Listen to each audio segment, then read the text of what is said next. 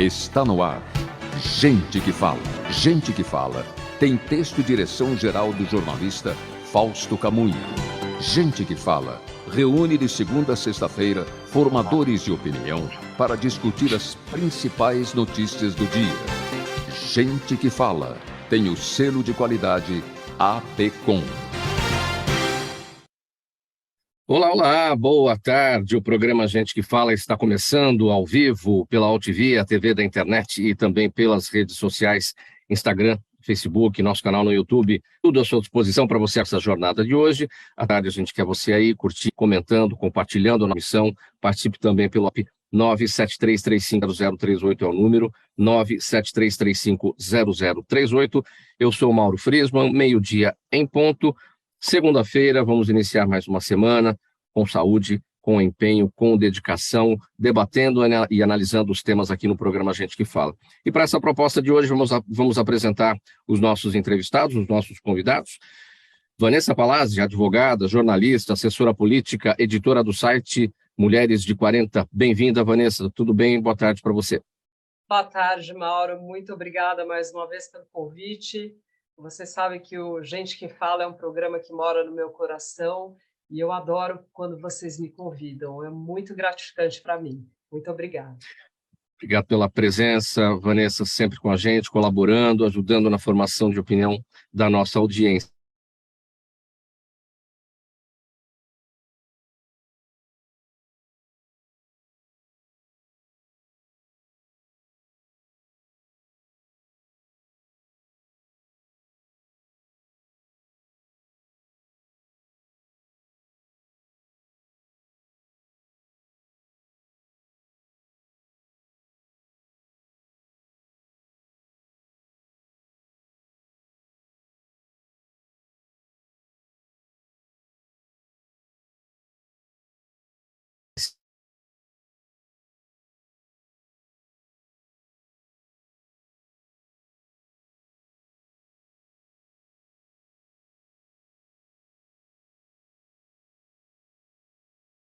Eu acredito que tenha caído aqui o Mauro, mas muito em breve ele volta aqui no Gente que Fala.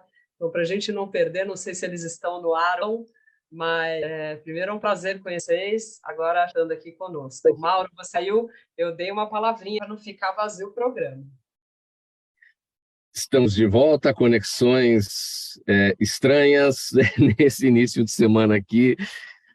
Acho que agora está tudo bem, gente. Foi a minha conexão que caiu. Eu achei na apresentação aqui que eu estava fazendo naquele momento do José Júnior que era ele quem tinha caído, mas na verdade era o meu sinal aqui, né? Bom, acho que está tudo bem. Vocês me ouvem? Me veem? Está tudo bem? Então vamos lá, que continue assim, meio-dia e 2. José Júnior, tudo bem? Eu já tinha te apresentado, então vamos lá. Obrigado, Vanessa, por ter segurado a bola, segurado a onda.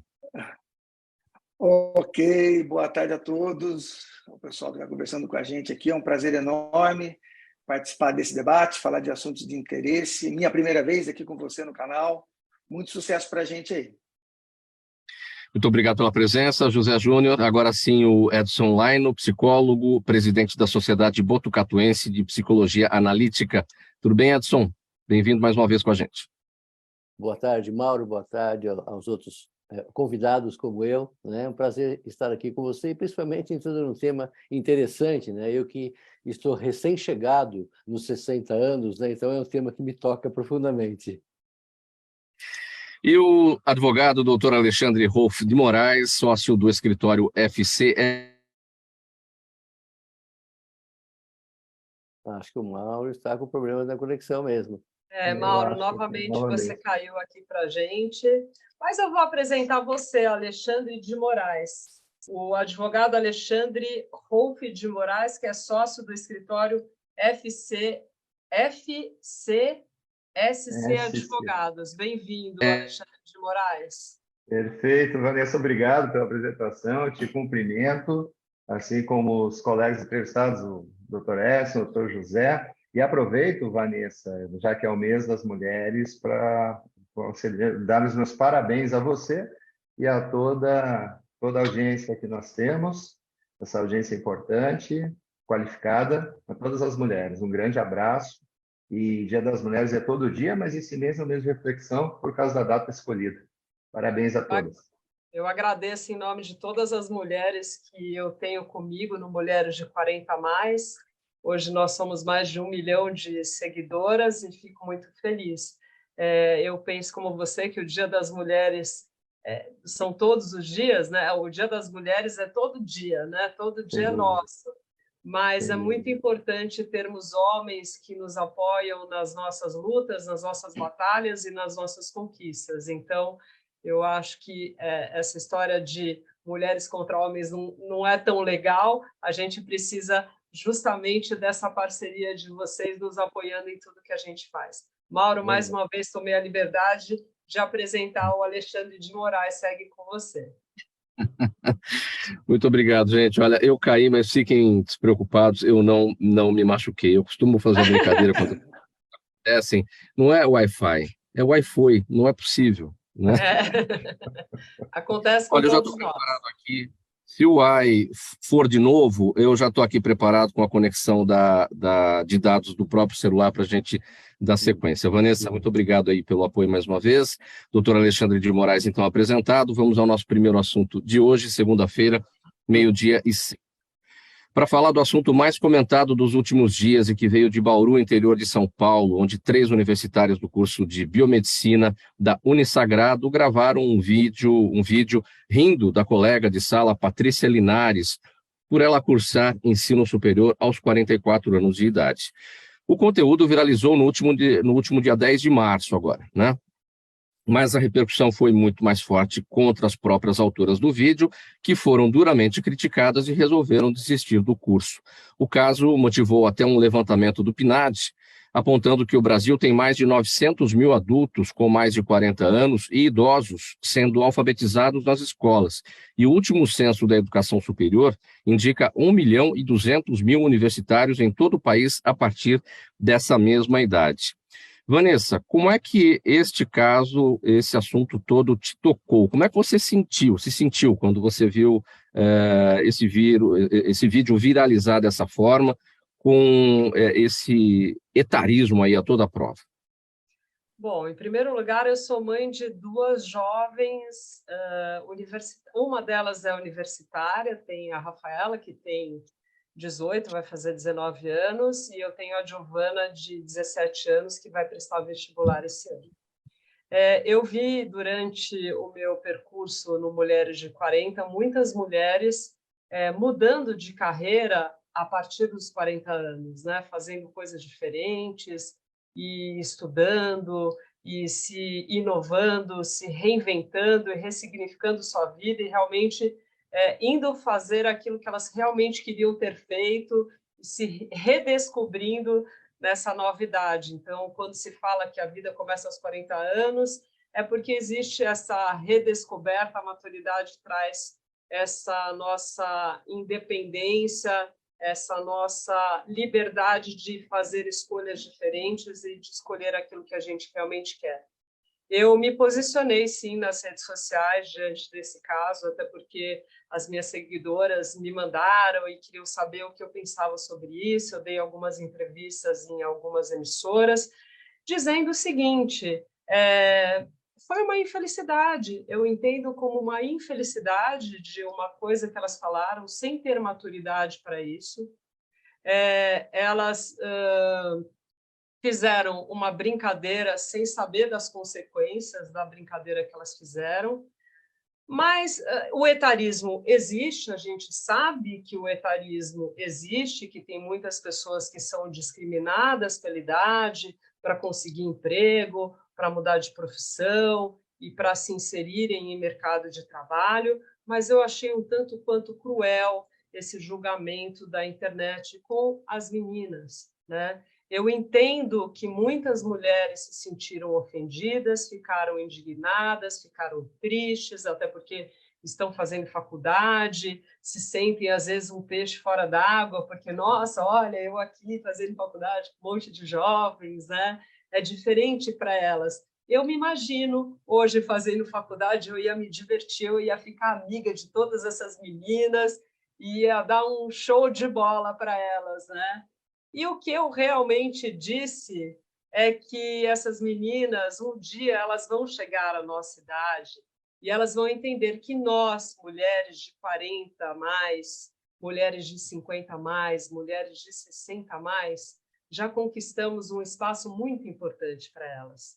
Eu dei um exemplo, Mauro, que quando a minha mãe tinha a minha idade, ela não podia ter esses cabelos compridos que eu tenho hoje, bem compridos, e eu adoro ter cabelos compridos, porque não era elegante, né? Então existia assim uma regra social.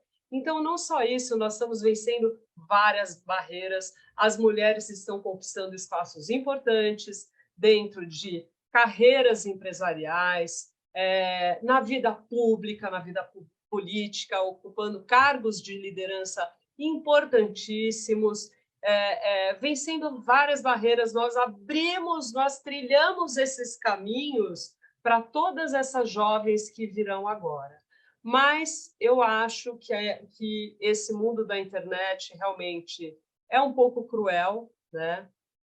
Não precisava de toda essa retaliação que elas sofreram. Eu acho até um pouco injusto, porque são meninas. E nós somos seres humanos, nós temos falhas, nós não somos perfeitos. Tem horas que, mesmo com a maturidade que nós temos, nós erramos, nós cometemos erros, nós falamos coisas que não devíamos ter falado. Então, assim, não precisava desse julgamento todo com essas meninas. Eu, como mãe, entendo e me solidarizo até com a dor delas, da mesma forma que me solidarizo com a dor das mulheres que se sentiram muito ofendidas com isso, me solidarizo também com a dor dessas meninas. Sim, como você destacou, nós não somos perfeitos, todos nós erramos um dia, já erramos, continuamos errando, continuaremos errando, enfim. Aí você, a partir disso, você se baseia na sua opinião de que houve uma infelicidade por parte delas. A gente quer crer que seja de fato tenha sido uma brincadeira infeliz, uma brincadeira de mau gosto, e que isso não seja o reflexo de uma falha educacional, por exemplo, a falha da escola, ou seja, a falta de entendimento da luta da mulher ao longo da história, ou um problema de casa, da educação, né, dos pais também, em relação a isso tudo. A gente quer crer que tenha sido realmente uma infelicidade, né? Até porque os pais dessas meninas devem ter exatamente a idade da moça que está fazendo faculdade com elas, Sim, né? se não for mais, né? Se não for mais. Então, assim, foi uma infelicidade, foi uma fala infeliz, e a gente sabe como funciona esse mundo da internet, que as coisas se espalham muito rapidamente, muito rapidamente.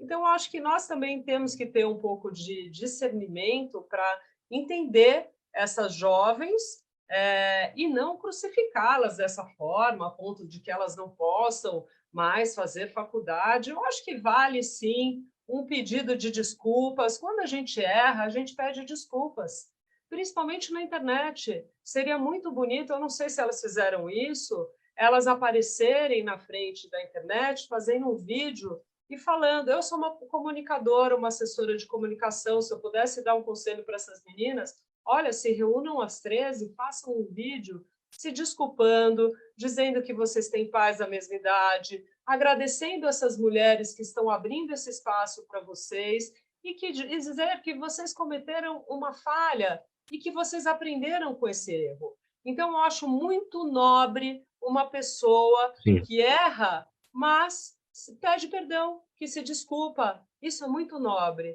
Então, se eu fosse pai ou mãe delas, como esse é o conselho que eu daria para as minhas filhas.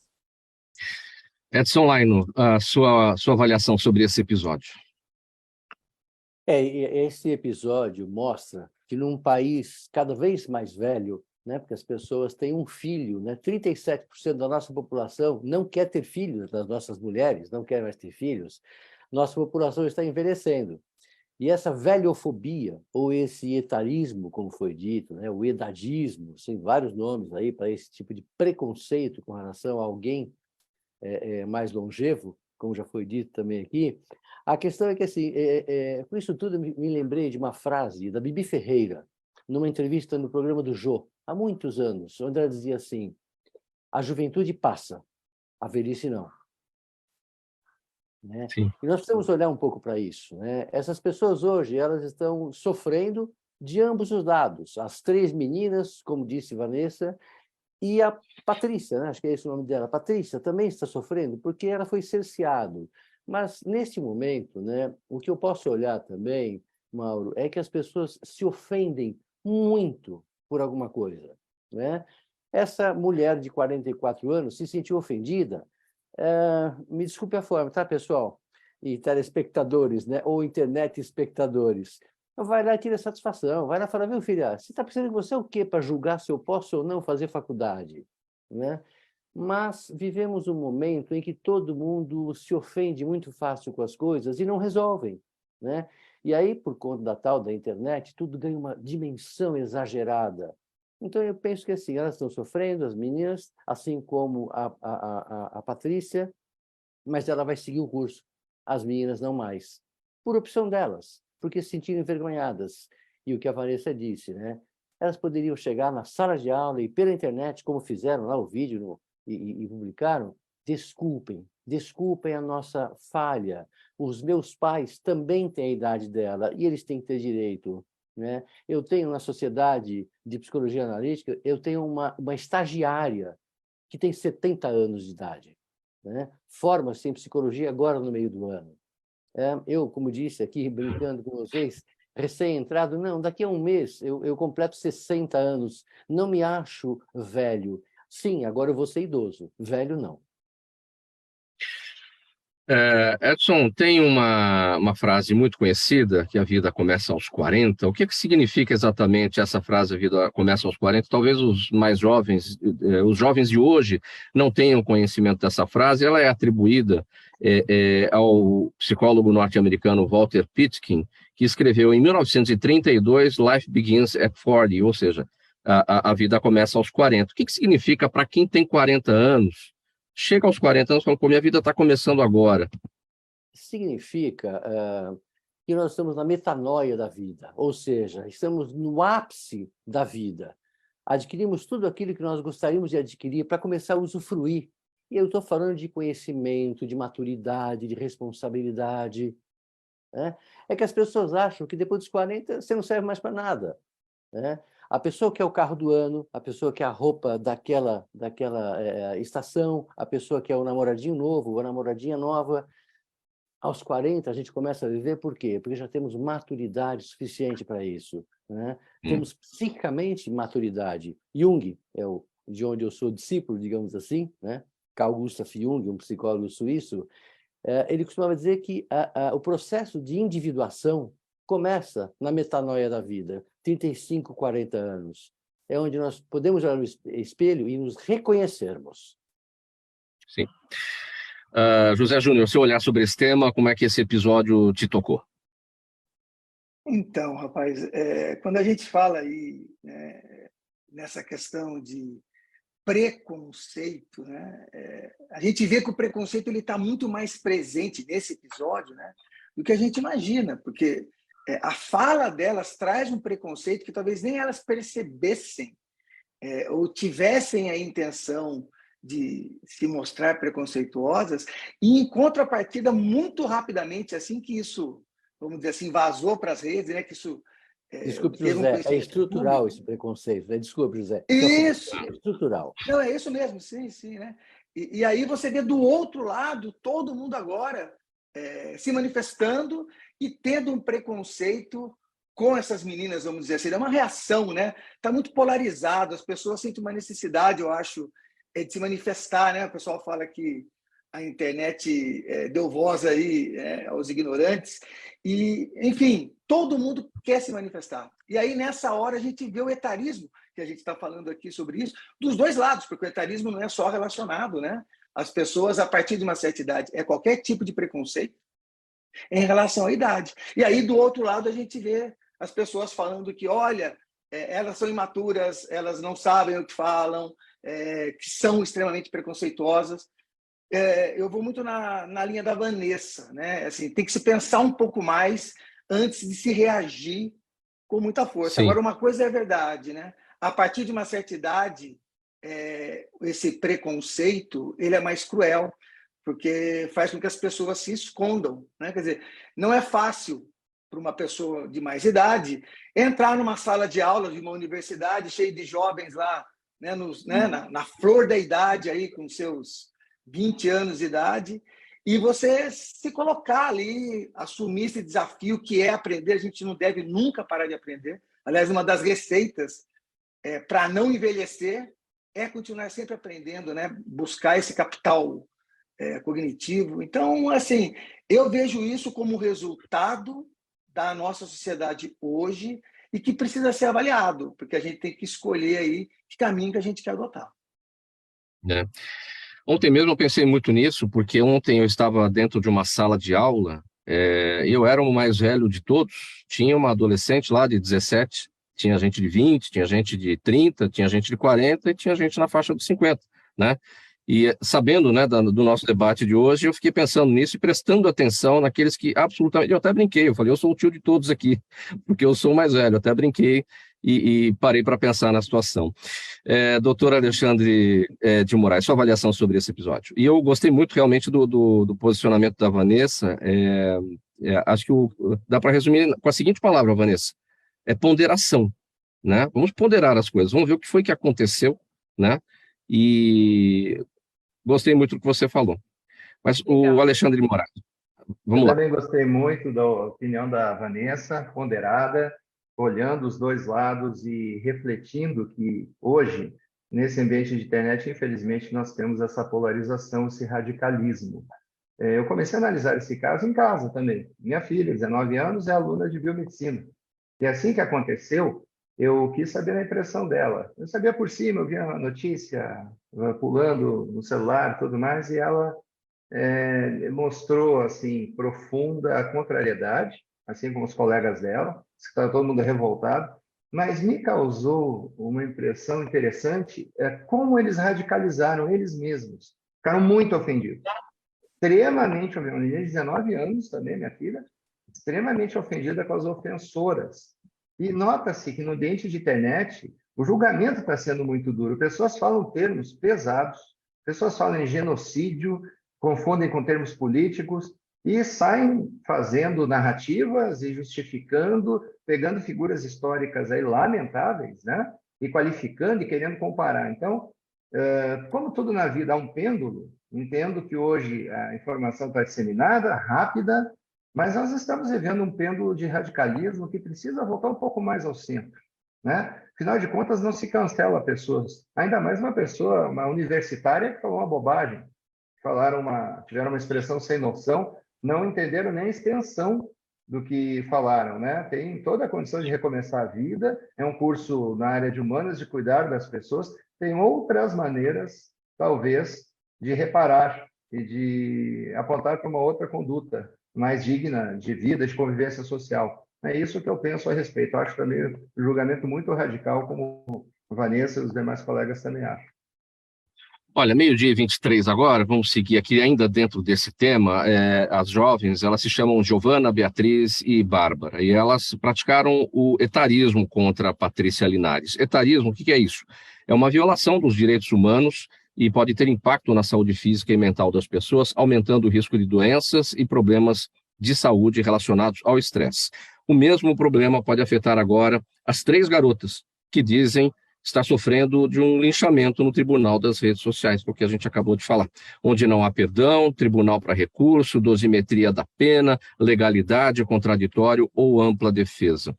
Edson Laino, quais são as consequências para a saúde mental e até física da Patrícia, que ela foi ofendida, e também para quem ofendeu?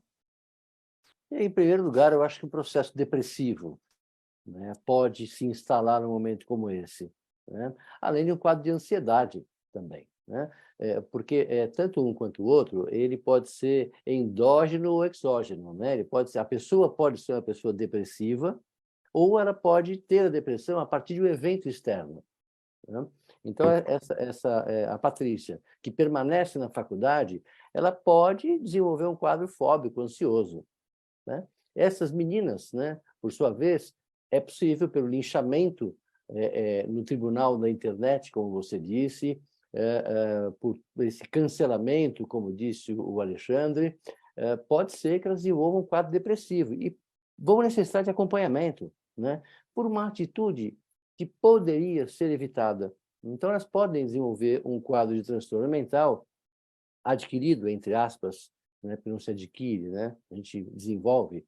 Elas podem desenvolver um quadro de transtorno mental a partir deste evento, um evento infeliz, muito infeliz, né? Como foi lembrado aqui, a internet deu voz aos idiotas ou aos imbecis, né? Já vi as duas formas, né? Me parece que quem primeiro colocou essa frase na internet foi o Karnal, né? Então, assim, ou o Cortella, desculpe. Então, acho que é um quadro difícil de lidar agora, né? Porque uma vez instalado, principalmente com essas jovens, há uma necessidade muito grande de um acompanhamento dessas meninas para que elas possam continuar. Me parece, usando aí o olhar da Vanessa, se eu tivesse que dar alguma orientação para elas, a orientação seria: levanta a cabeça e vai em frente, meu bem. Vai lá, pede desculpa, né? Pede desculpa na internet e segue a sua vida. Essa geração que a gente chama de geração mimimi, né? Que se ofende muito fácil com as coisas, é a geração que olha só para ela, né? Me, né? Então, a gente precisa começar a olhar um pouco diferente para essa situação, para que não tenhamos cada vez mais, e já temos hoje, eu clinico há mais de 30 anos, e o que eu vejo hoje, o volume enorme de quadro entre jovens de depressão, por não enfrentamento, né? Não sabem pedir desculpa, não sabem se posicionar. Agora, Edson, em relação à própria Patrícia, a pessoa que foi ofendida, as consequências emocionais para ela, porque assim, a gente não sabe, pelo menos eu não vi em nenhum lugar, a gente não sabe o que é que levou a Patrícia para o banco escolar aos 44 anos de idade. Se ela está no segundo curso, no terceiro curso superior, enfim, tem gente que não dá ponto final, né? E vai embora, termina uma faculdade e começa outra. Muito bem, se for assim. Agora, ela pode ter tido algum problema lá atrás, uma dificuldade financeira, algum problema familiar, alguém doente que ela precisou cuidar, e isso impediu o avanço nos estudos, enfim. Então, talvez ela já carregue uma carga emocional por causa disso, né? Aí chega na faculdade, enfrenta uma situação dessa, enfim, qual é o cuidado que ela precisa ter daqui para frente, ajuda profissional, isso também pode ser necessário, né? Pode ser necessário, sim, mas me parece, pelo que eu busquei de informações nesses últimos dias, né, me parece que é o primeiro curso dela, né? Então, que ela não desista, né? Que ela está indo buscar, é uma pessoa aguerrida, uma pessoa que está interessada em crescer, e não importa a idade, né? Se é o primeiro, segundo, terceiro curso, eu acho que isso é de menor monta, né? O que fica para mim é a garra que essa pessoa tem. Você falou aí, você não, desculpe, foi o Alexandre, falou sobre o Dia das Mulheres, não, o mês das mulheres e tal. A mulher vem conquistando um espaço absoluto no mercado, né? O que acontece, ou o que aconteceu lá na faculdade em Bauru, não é distante do que nós vemos hoje nas empresas, né? Homens e mulheres, muitas vezes, discriminados por quem tem mais de 50 anos, né? O etarismo estrutural, ele existe em todos os segmentos. Então, nós temos que tomar muito cuidado, né? A Patrícia mostra e levanta uma bandeira do eu posso também. E por que não? Quem pode julgar o outro dentro daquilo que ele pode ou não pode? Nesse sentido, né? Não há como fazer isso. Nós não temos esse martelo para bater e falar, olha, vamos fechar a questão nisso. Não, nós precisamos olhar para as pessoas com respeito, dignidade e equidade, além da igualdade. Sim. 12h28, pessoal, programa Gente que Fala, edição de segunda-feira no ar. A gente vai fazer uma parada breve aqui, um intervalo, mensagem do nosso apoiador. Já, depois do golinho de água, a gente volta aqui com a sequência dos nossos temas. E até aqui a internet está segurando, está indo tudo bem, que continue assim. Até já, pessoal.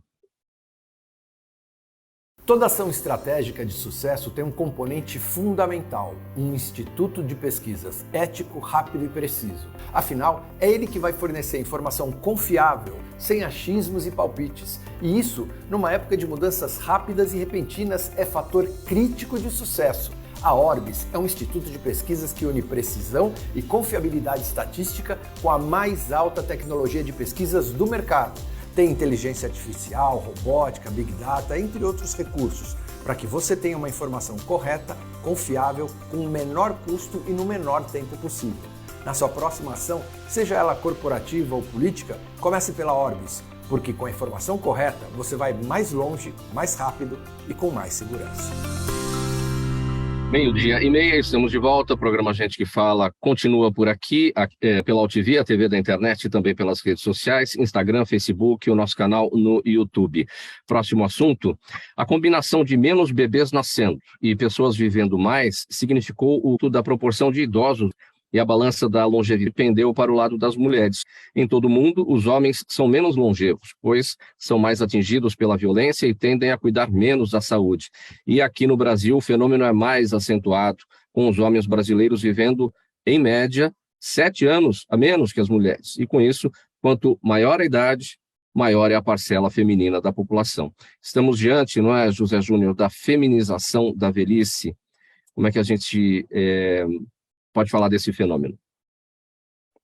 Pois a gente fica olhando aí, né, as notícias, o mundo das notícias, mas a gente não consegue também não levar em consideração o que a gente leva em volta, né, o que a gente observa em volta da gente. Eu sou professor universitário já há um bom tempo e eu vou falar para você, desde lá dos idos da virada do século, que você pega uma sala de aula e tem mais mulher do que homem. Começou ali timidamente, você olhava uma proporção aí de 60, 40, 55, 45, mas mais recentemente, pouco antes da pandemia, você olhava uma sala de aula, você tinha muito mais mulher do que homem. E mais, o desempenho relacionado principalmente com a dedicação delas, com a aplicação que elas têm, né, como é que a gente fala? A determinação, a disciplina, elas acabam se destacando por conta disso. Então, o que a gente observa, inclusive no mercado corporativo também, quando a gente vai olhar, sim, as mulheres estão chegando, elas já estão presentes, né? Elas causam espanto para aquelas pessoas com um olhar mais conservador, que se amedrontam, né? O caso dessa moça que foi estudar, ela não é diferente, ela foi pela primeira vez, como vocês falaram, é Patrícia, né, o nome dela, mas tem muita gente em sala de aula que já está indo pela segunda, terceira vez estudar, né? E a mulher tem mais esse ímpeto, ela vai para cima, se ela tem uma questão a ser resolvida, ela não fica pensando muito. As pessoas dizem aí, o próprio Edson pode nos ajudar aí, fala assim, que elas conseguem fazer mais coisas ao mesmo tempo, né? Elas dão conta de casa, elas dão conta do trabalho, elas dão conta de si próprias, né?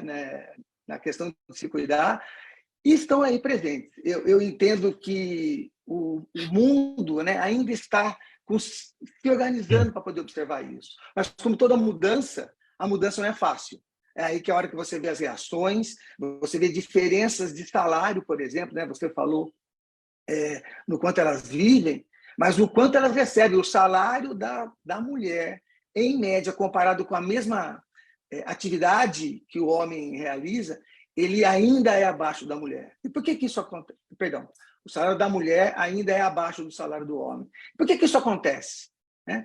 Qual que é a questão que fica pairando por isso e conduzindo isso? É como as pessoas que ainda conduzem enxergam essa diferença, mas ela não existe mais, né? A gente tem que olhar da seguinte maneira: é todo mundo igual. Quer dizer, quando a gente fala em etarismo, a gente fala em outros ismos que são os preconceitos, né?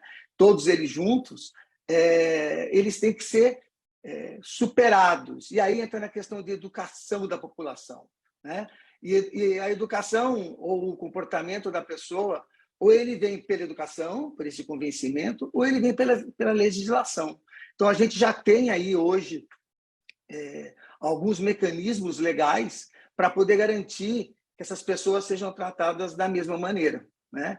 E eu acredito sempre que a melhor maneira para a gente conseguir as mudanças nas pessoas é entregando a informação, né? E aí, da mesma maneira que eu falei da internet lá, ou de outros canais que estão sendo mal utilizados, ele é também a ferramenta para poder dar acesso a muitas pessoas dessa informação, desse direito, para educar, né? As áreas de RH, de empresas de ponta, levam muito isso em consideração, quer dizer, em garantir espaço, tem legislação, né, de cota para isso, inclusive. Então, tem que existir uma vontade de toda a sociedade para garantir que acolha essas pessoas que têm o direito de fazer o que quiserem, desde que não atrapalhe os outros. Estudar é um exemplo. José Júnior, no mercado de trabalho, no mundo das empresas, o que é que se quer sempre, né? Gente experiente, gente que tenha a condição de dar a melhor solução para as atividades do dia a dia, enfim. O que a gente vê mundo afora não é um fenômeno brasileiro. As pessoas mais velhas vão perdendo espaço naturalmente, porque chegam as gerações mais novas, com outro sangue, com outro gás, e essa troca vai acontecendo naturalmente. Só que aqui no Brasil, isso acontece cada vez mais cedo. Era com o pessoal de 60, de 50, de 40, às vezes até de 30, já começa a perder espaço. Isso daí não é etarismo cometido por parte das empresas? Eu entendo que sim, né? É um etarismo, até porque se você está classificando pessoas por faixa etária, por si só isso já é uma forma de etarismo. Mas existe um julgamento totalmente errado, né? E você tocou num assunto que é muito interessante. Por muito tempo, na virada do século, começou-se a ter presença de presidentes, né, de CEOs muito jovens, exatamente sob esse pretexto da energia, né, do quanto eles conseguiam colocar de energia no trabalho. E, obviamente, as pessoas mais velhas começaram a ficar de lado, perder emprego, e aí chegou um momento que, se você tinha mais de 40 anos e você saísse de uma empresa, dificilmente você ia conseguir uma posição ou uma colocação na mesma posição que você tinha. E isso vem se mostrando um pouco diferente. Eu acredito sempre que o mercado se ajusta, né? Então, hoje em dia, já tem empresas dando preferência, né, a pessoas com mais experiência no sentido de tempo, né, de vida mesmo, porque o ensino, a escola, ele ensina muita coisa, mas a experiência ela se acumula, né? Quanto teria que se ler, embora a informação esteja toda aí no Google para a gente, ninguém trabalha olhando para o Google para poder dar respostas para o problema que ele encontra, né? Então, a experiência faz sentido até no aspecto do comportamento, né? De não tomar uma decisão tão rapidamente, né? De entender os movimentos. Sim. Vanessa, e para você, o que é que chega de queixas, né, das suas seguidoras em relação a essa perda de espaço no mercado profissional, que para a mulher é muito mais cruel? Vamos pegar aqui do nosso meio aqui, do meio, a gente está na internet, enfim, mas o meio televisivo, a mulher que lida com a própria imagem, as apresentadoras, as repórteres, elas sofrem demais. Chega a um determinado ponto, na gíria, elas são rifadas, enfim. Por quê? Porque já não tem mais, né, dentro do conceito de beleza que a sociedade nos impõe, não tem mais aquela beleza, enfim. Isso tudo é muito, muito cruel, muito triste para as mulheres. Para mim, não é. Eu vou te dizer por que eu discordo um pouco. Eu entendo que o etarismo existe, ele é real, né? Existe o preconceito contra a idade, mas a gente também não pode se vitimizar por conta da existência do etarismo. Então, eu gosto muito de perguntar para as pessoas que se sentem vítimas do etarismo, o que elas estão fazendo contra o etarismo? O que elas têm feito?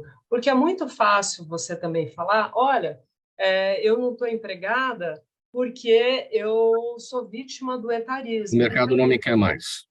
Você tem que mas e aí, o que você fez por você? O que foi que você investiu? Eu nunca me senti discriminada pelo fato de ser mulher para me colocar no meu local de trabalho, e muito pelo contrário. Hoje, aos 51 anos, eu me sinto extremamente valorizada por aquilo que eu faço. Eu criei agora um grupo, Mauro, chamado Encontro de Milhões, onde eu estou reunindo mais de 30... Assim, eu já fiz 2 encontros, teve um com 15 influenciadores, esse segundo foi um encontro com 30 influenciadores da maturidade, e eu já tenho mais 50 pessoas querendo entrar nesse grupo do Encontro de Milhões. E são influenciadores da maturidade que estão ocupando espaços que antes eram ocupados somente pelos jovens. Então, assim, é muito fácil a gente se vitimizar por conta do etarismo. Mas eu gosto de deixar essa pergunta para as pessoas, dizer o que você tem feito de diferente. Essa mulher, essa Patrícia Linares, ela é um grande exemplo desse gancho pela luta contra o etarismo. Ela está se posicionando, ela foi fazer faculdade, ela foi fazer aquilo que ela gosta, ela foi investir no talento dela, ela fez as escolhas para a vida dela, ela está fazendo novas escolhas, e nós podemos fazer novas escolhas a qualquer tempo da nossa vida. Eu coloquei um vídeo essa semana no meu Instagram, Mulheres de 40 mais, de uma senhora que era amiga da minha mãe, de 103 anos, totalmente lúcida, na faculdade da maturidade da PUC aqui em São Paulo. E eu primeiro eu comecei a entrevista com ela dizendo: Dona Eugênia, não vou te chamar de dona. Ela falou: não me chame de dona, me chame de Eugênia. Eu falei: Eugênia, que maravilha, quantos anos você tem? Ela falou: 103 e vou fazer 104.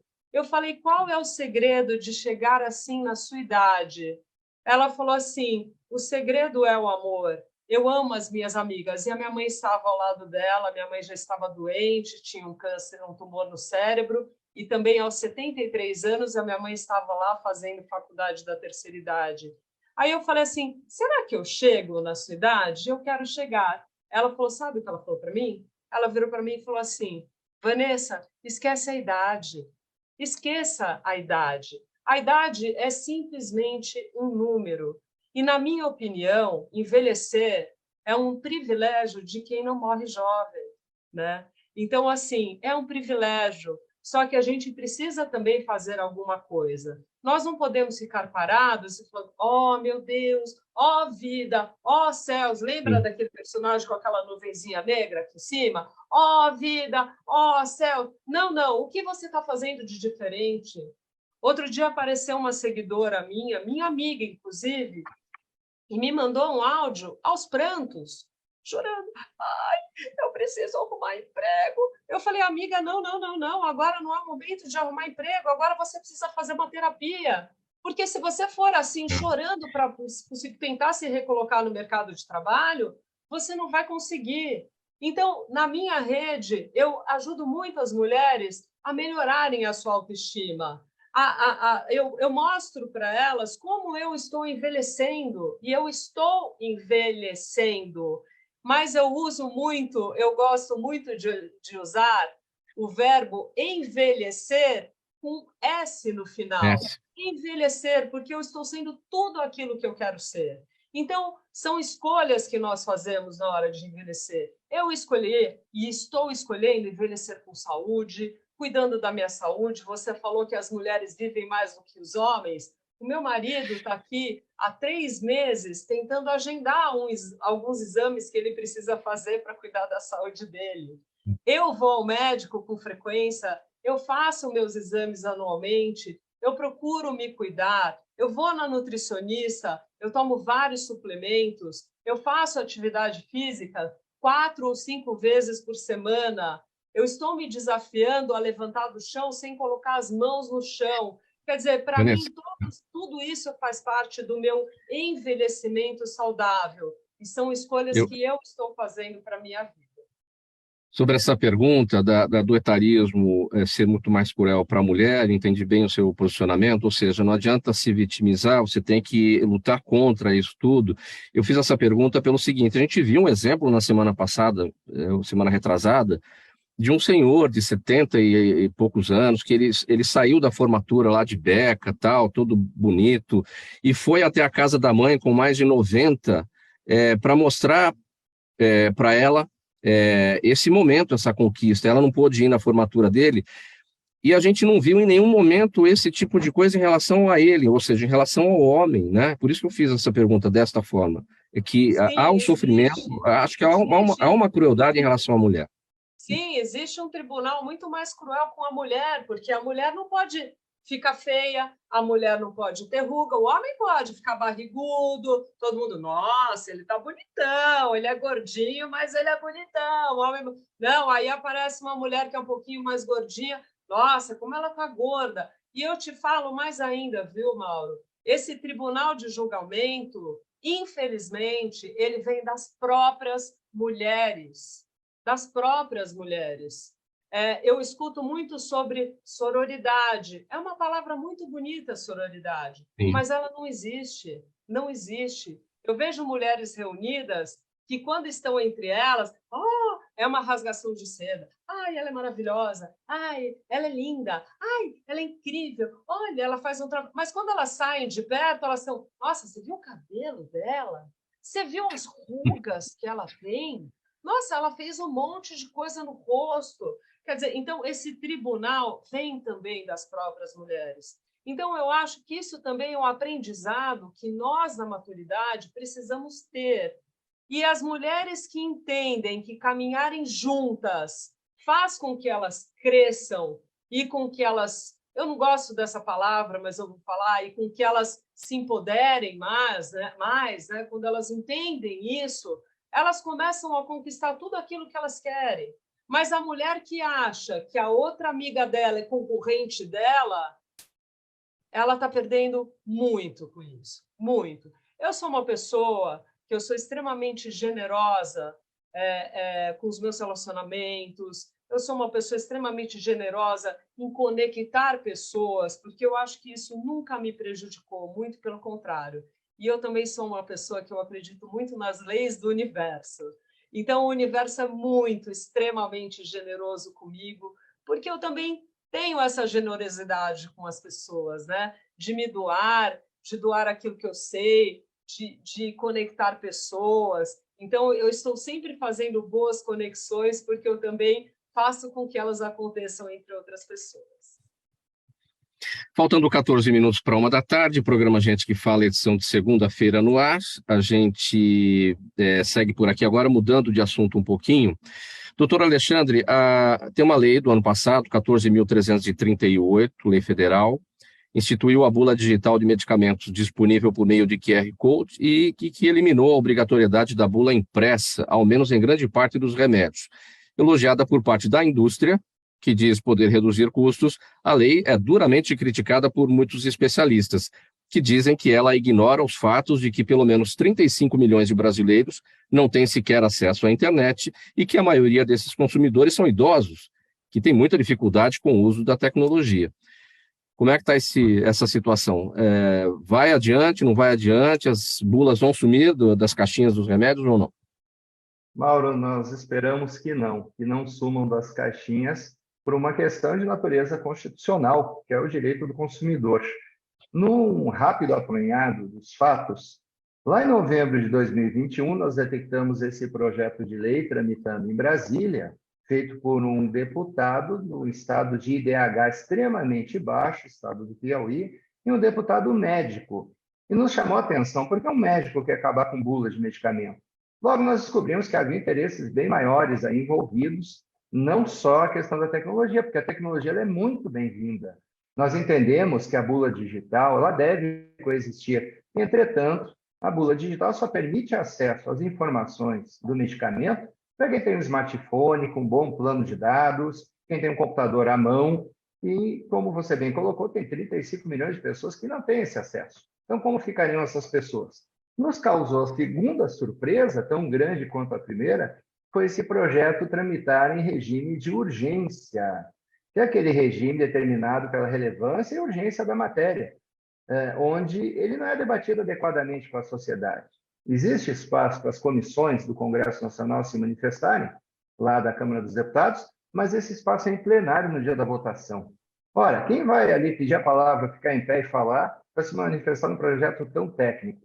Então, de posse dessas informações, nos socorremos e fomos atendidos de primeiro plano pela deputada Bia Kicis, tenho que mencioná-la, ainda no mês da mulher, mais uma vez a homenageando, porque ela teve a sensibilidade de parar o expediente dela e nos dar atenção, perceber o projeto e falar com uma série de deputados, já que, então, presidente da Comissão de Constituição e Justiça da Câmara. Então, vários deputados de várias matizes políticas se aliaram à nossa luta para não acabar com a bula, porque o projeto originalmente escrito não teria mais a bula de papel, seria só a bula digital. E com algumas premissas no meu entendimento, para dizer pouco, falsas, falhas. Uma delas é que, não havendo bula, não precisaria derrubar árvores na Amazônia. Um assunto não tem nada a ver com o outro. A segunda falácia é que barateia o preço do medicamento. Veja, Mauro, 1.000 bulas custa R$60. Então, eu duvido muito que o medicamento fosse baixar, tirando esse direito do consumidor. A partir dessa mobilização, com a sensibilidade da deputada Bia Kicis, depois entrou o coronel Tadeu, deputado Celso Russomano, até o deputado Vicentinho, no corredor, ouviu a conversa e pediu a palavra em plenário. Então, o projeto começou a ter destaques, começou a parar a tramitação. A Vanessa entende bem desse processo legislativo que eu estou falando, eu acho que é o dia a dia dela, ela conhece bem. Então, o projeto foi travando para ter uma discussão melhor, mas ainda assim ele saiu para o Senado, daí sim com um artigo dizendo o seguinte: o que tiver na bula digital tem que ter na bula de papel. E como nada na lei é escrito por acaso, veio o parágrafo seguinte, uma exceção dentro de determinado artigo, dizendo assim: a Agência Nacional de Vigilância Sanitária irá determinar quais medicamentos terão apenas uma modalidade de bula.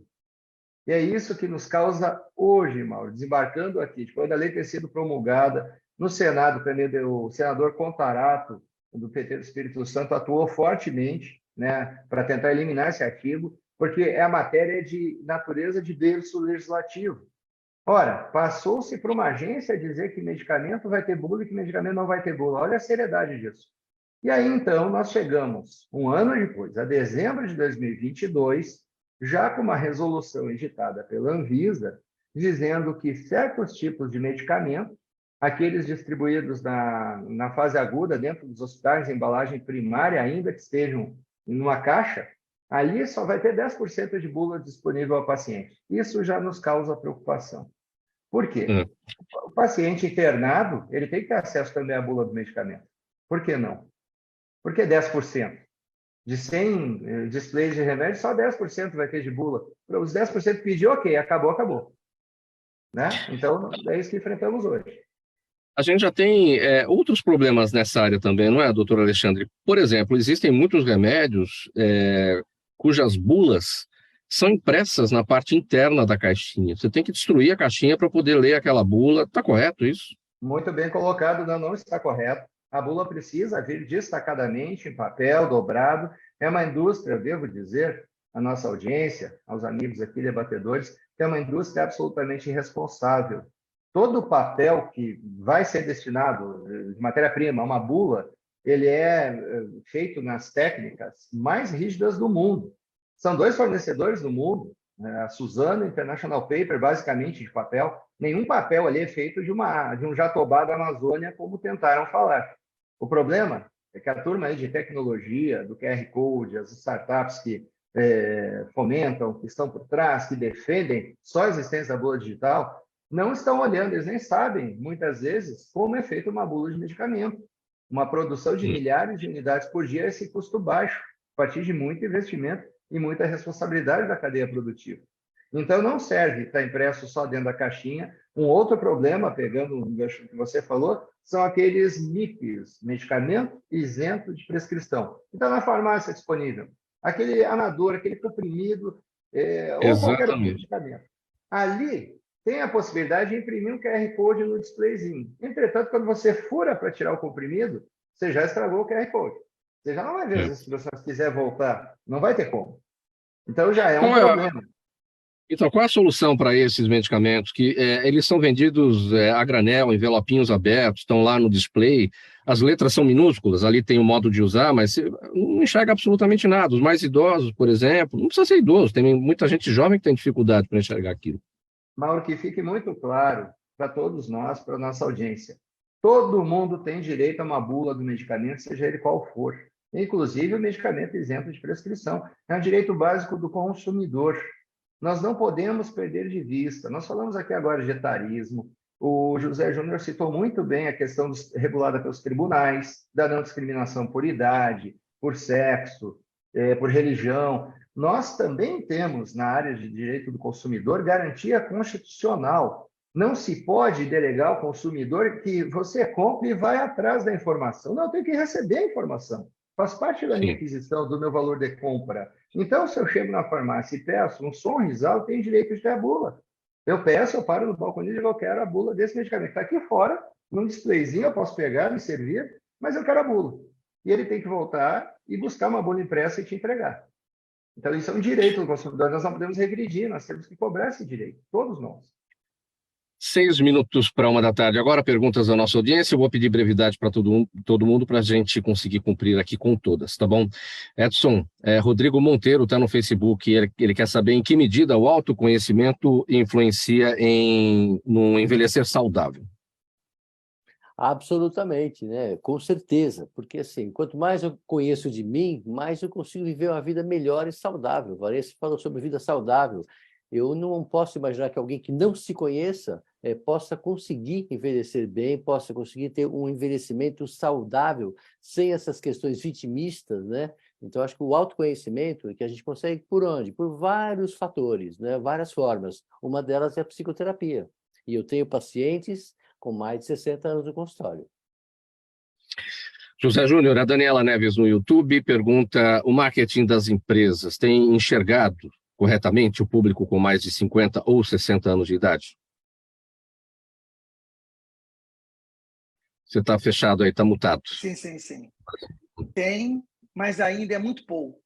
Né? Quer dizer, aquelas empresas que se antecipam estão começando a olhar para isso, sim, porque elas estão começando a perceber o tamanho desse mercado. Mas eu vou dar um exemplo em cima do que nós falamos aqui agora, que é a questão da bula.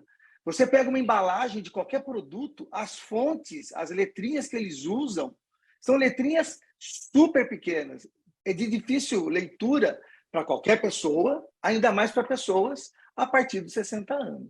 Então, o mercado, sim, está fazendo, mas tem muito mais para poder fazer ainda. Vanessa, a Ana Rita Gomide no Instagram, a mistura de política com religião influencia muito no empoderamento da mulher, especialmente quando celebra a mulher recatada e do lar. Nossa, que pergunta. Vou repetir para você. Vamos lá. A mistura de política com religião influencia muito no empoderamento da mulher, especialmente quando celebra a mulher recatada e do lar. Ana Rita Gomide, o nome dela.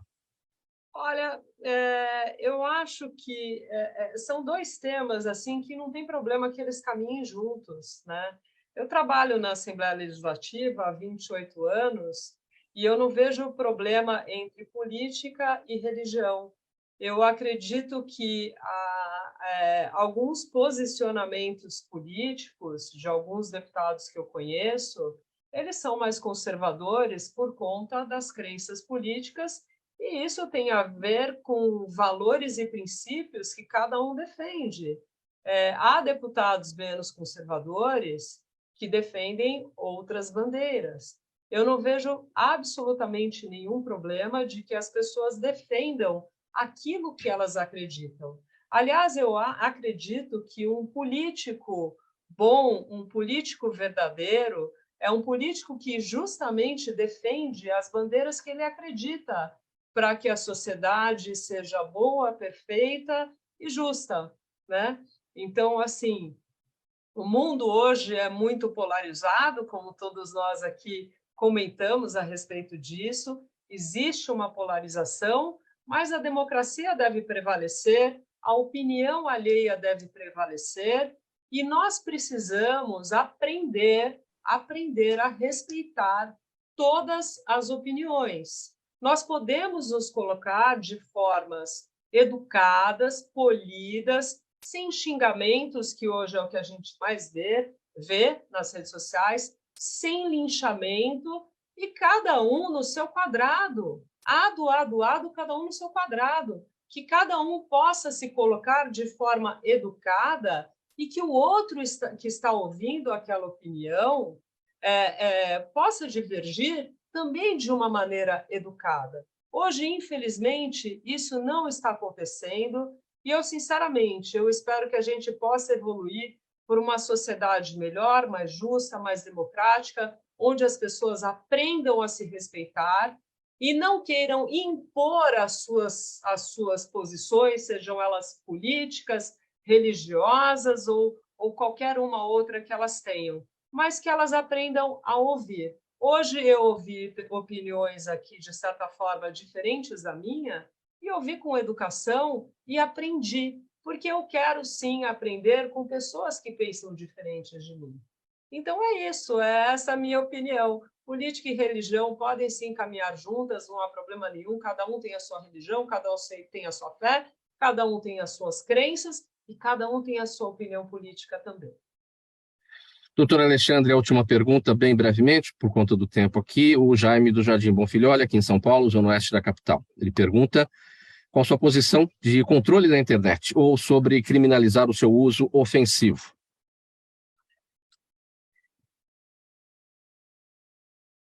Doutor Alexandre, está fechado o seu microfone. Me desculpem.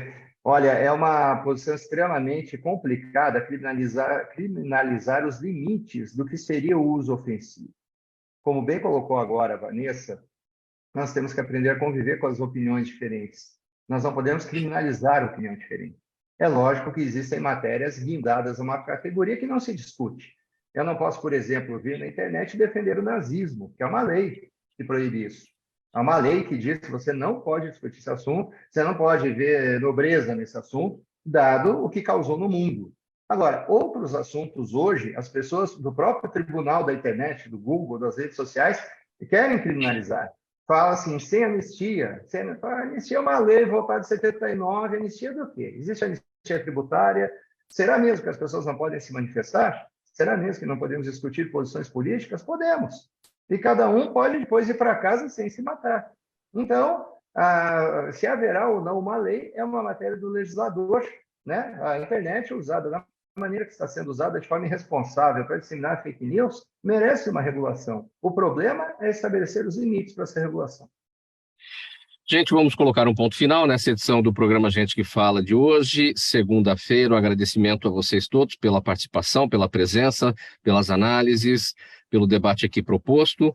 Em nome da equipe do programa Gente que Fala, participaram com a gente hoje a Vanessa Palazzi, advogada, jornalista, assessora política, editora do site Mulheres de 40+, o José Júnior, empresário na área de marketing e consultoria em negócios, cofundador do canal Longidade, o Edson Laino, psicólogo, presidente da Sociedade Botucatuense de Psicologia Analítica, e o doutor Alexandre Rolf de Moraes, advogado, sócio do escritório FCSC Advogados. O programa Gente que Fala é realização da ABCom, na técnica do Altivio Sérgio Oliveira. Valeu, Sérgio, pelos trabalhos de hoje. Apresentação minha, Mauro Friesman, pauta e redação do Pedro Schiavon, Zenilda Salvato, nossa diretora de produção, jornalista Fausto Camunha, nosso diretor-geral, na Altivia, a direção-geral do Alberto Luchetti. Você aí do outro lado, espectador, internauta, a razão da nossa presença aqui todos os dias. Obrigado pela audiência. Amanhã, ao meio-dia, a gente se encontra por aqui de novo. Boa tarde para todo mundo.